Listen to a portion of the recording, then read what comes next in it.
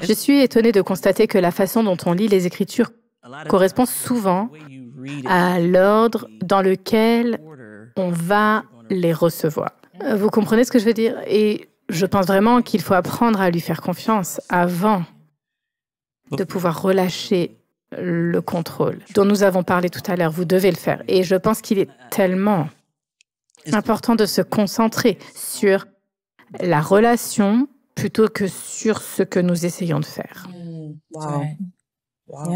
Parce qu'en réalité, tout doit venir de la relation. Tout ce que nous faisons doit venir de la relation afin de leur faire confiance.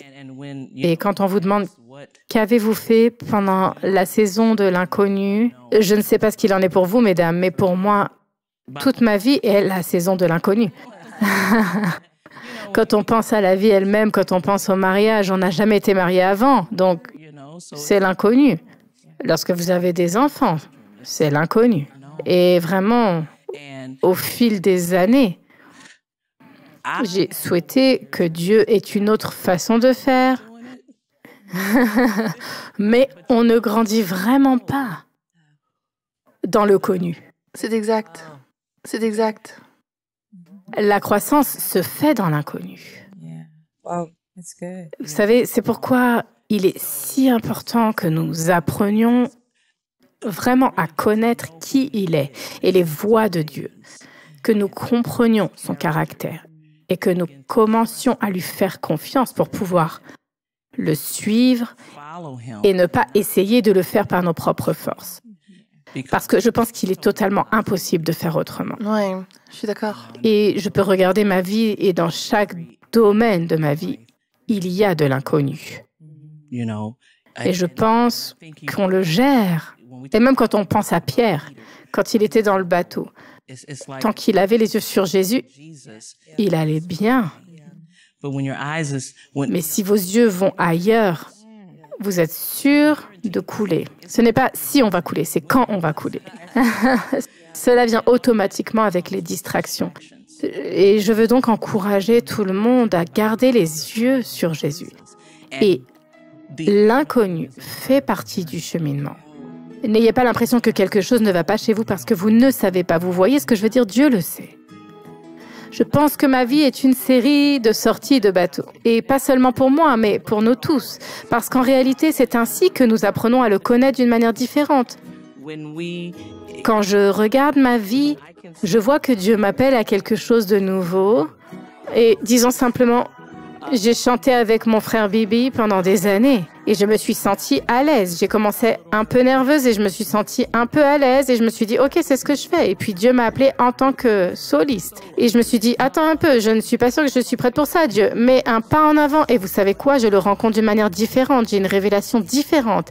Et puis il vous appelle, oh, tu sais quoi, maintenant, je veux que tu sois pasteur dans une église.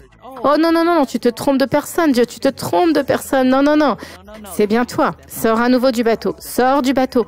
Et je pense qu'il nous permet de sortir du bateau pour que nous puissions en apprendre davantage sur lui.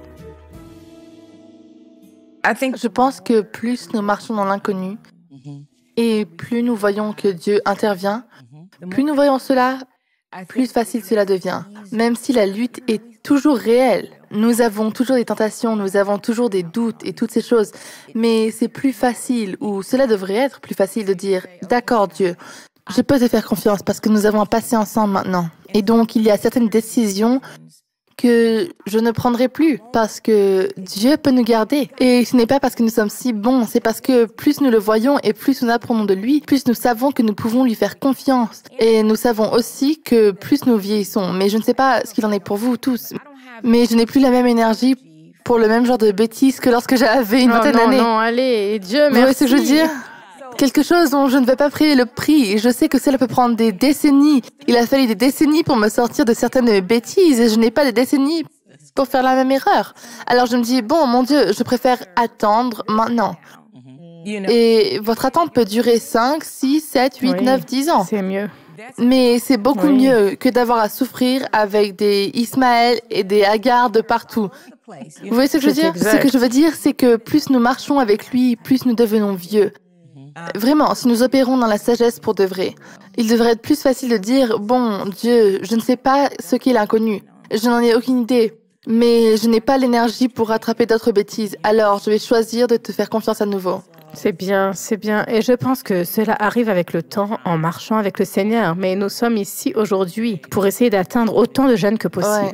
Ils peuvent y arriver plus Vous tôt. n'êtes pas obligé de faire les mêmes erreurs. Non, certainement pas. Vous pouvez le saisir, vous C'est pouvez exact. vous y accrocher. Et accélérer Mais votre il faut temps. comprendre que sa parole est vraie. C'est exact. C'est vraiment ça. Il Ouais. faut comprendre que ce qu'il C'est a dit exact. est vrai.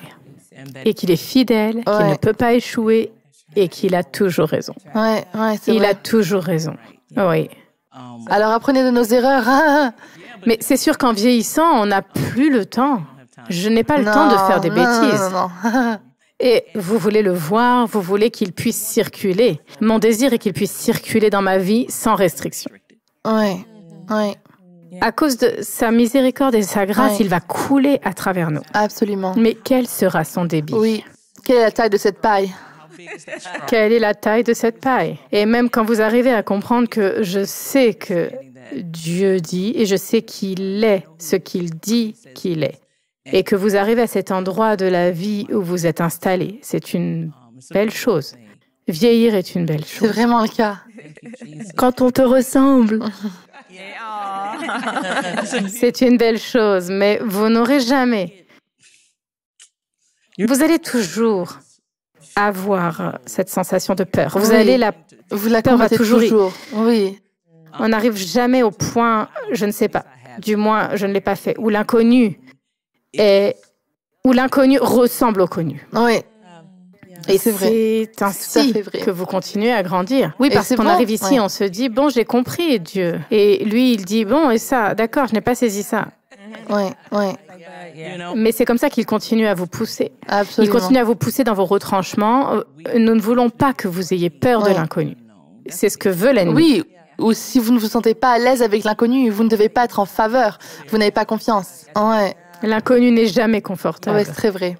Je ne pense pas que ce soit censé l'être. Non, ce n'est pas le cas. Sinon, nous n'aurions pas besoin de la foi. Vous voyez ce que je veux dire?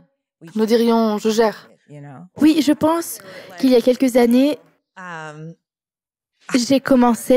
je me souviens d'avoir commencé mon premier album et de m'être dit, ok, j'ai juste besoin, si je fais ça, alors je vais me sentir en sécurité. Et puis on se dit, oh attends, non, il faut que ça marche bien. D'accord, donc si je fais ça, je me sentirai en sécurité. Non, attends, ce n'est pas...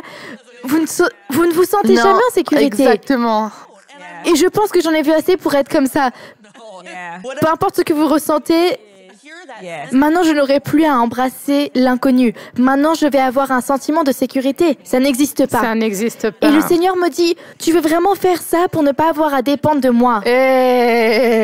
Maintenant vous avez compris. Je me dis, ça a l'air d'être un plan horrible, mais c'est ce que j'ai fait. Rester dépendant de Dieu, je crois que c'est ce que dit l'Écriture. C'est en lui que nous vivons la vie, le mouvement et l'être. C'est-à-dire que je dépends de lui pour tout, même lorsque j'ai l'impression d'avoir quelque chose. Il se peut que j'ai l'impression d'avoir un certain nombre de ressources. Mais même si j'ai l'impression d'avoir ces ressources, je dois m'assurer que ma confiance est toujours en Dieu. Dieu, je te demande toujours mon pain quotidien, même si j'ai de la nourriture dans mon réfrigérateur. Je reconnais que tout ce que j'ai vient de toi. Je pense donc que lorsque nous continuons à garder cet état d'esprit et ce cadre, cela nous maintient dans une dépendance à l'égard de qui il est et non pas à l'égard de ce que j'ai. Shalom, j'espère que vous avez aimé cette vidéo. Abonnez-vous pour ne pas rater nos programmes. Merci de faire partie de notre famille TBN. Que Dieu vous bénisse. Shalom de Jérusalem.